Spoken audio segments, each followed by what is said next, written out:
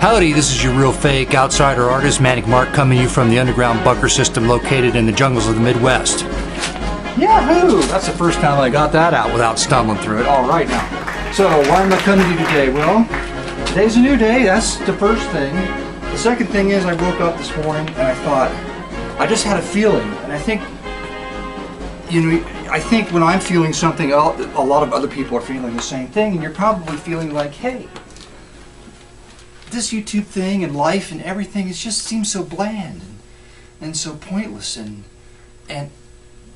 why is that? Well, I think it's that there are no new jokes.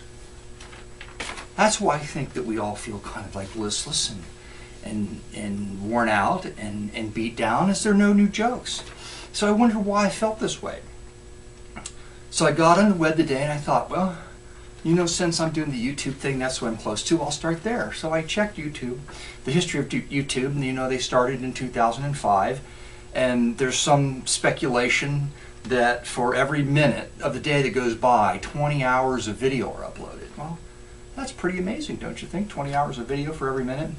So I got to thinking about, well, out of 20 hours of video, probably 50% of that is funny, or close to funny. Kind of like, 50% jokes out of the 100% of the video that's uploaded. And that's a lot of jokes. So I was figuring this out, and I thought, I figured it out mathematically. I'll show you this in a minute. Here's the formula I came up with, but just to outline what all this means, because I realize it's higher math and most of my audience won't get it.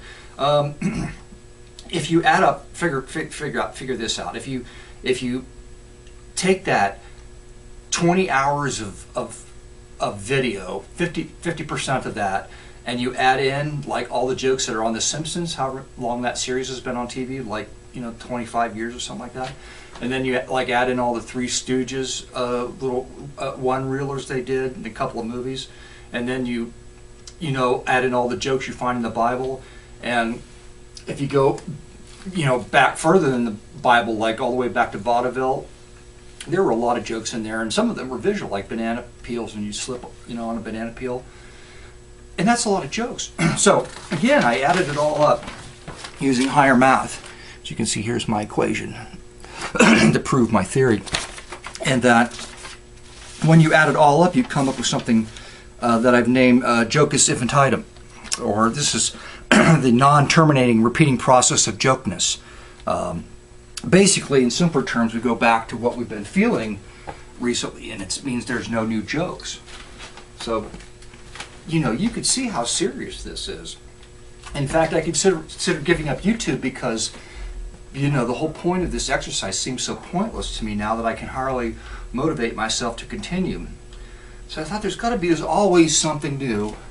And as human beings, we pretty much know everything I think there is to know, but maybe there's something that we don't know.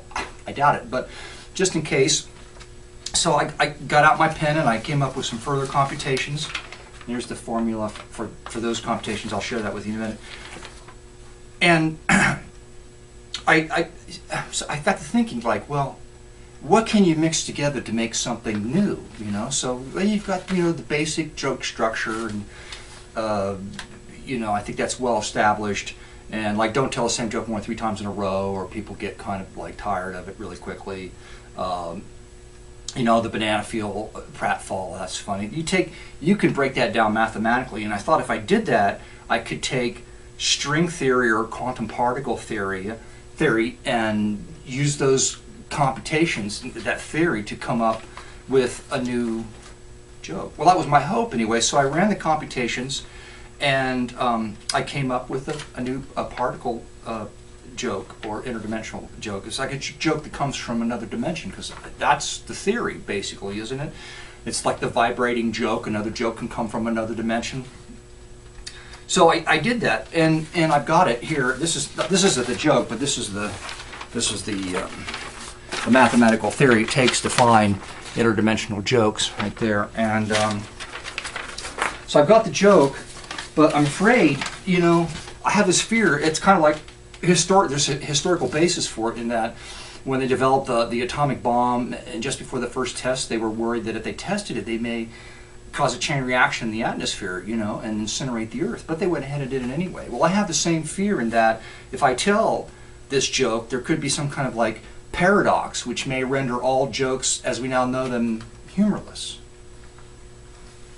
So this is a risk I have to take, but since I think that we're all feeling, you know, sort of blasé and bored, that it's worth incinerating all former jokes for the new brand of interdimensional joke. So I have to warn you right now, all computations set aside and underneath Mr. T's head, that if I present this joke, that it could mean the end of funny as we know it. For instance, you know how funny a sharp stick poked in the eye is? That may no longer be funny. All right, now are you ready for the joke? Here we go.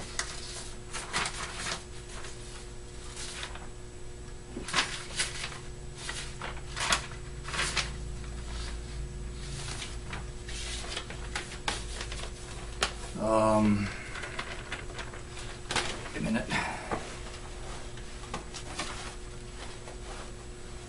Damn it, where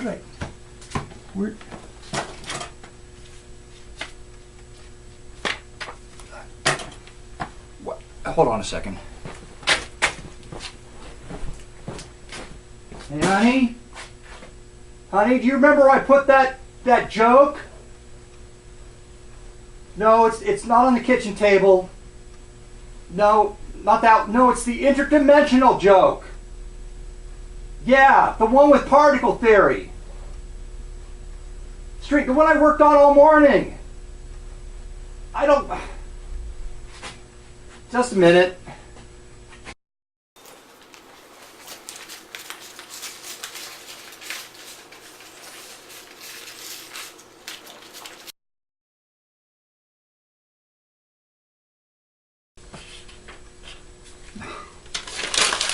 That's not it.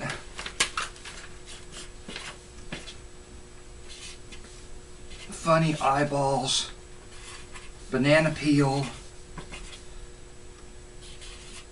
poke in the eye,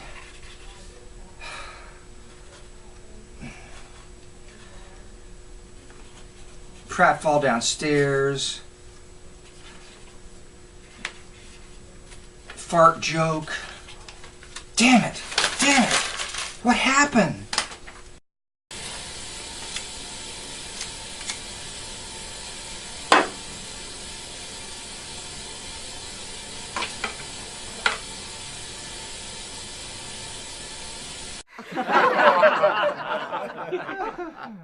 You onion head. Is that the way we make a living, giving stuff away? I'll teach you a thing or two or three. That's not funny.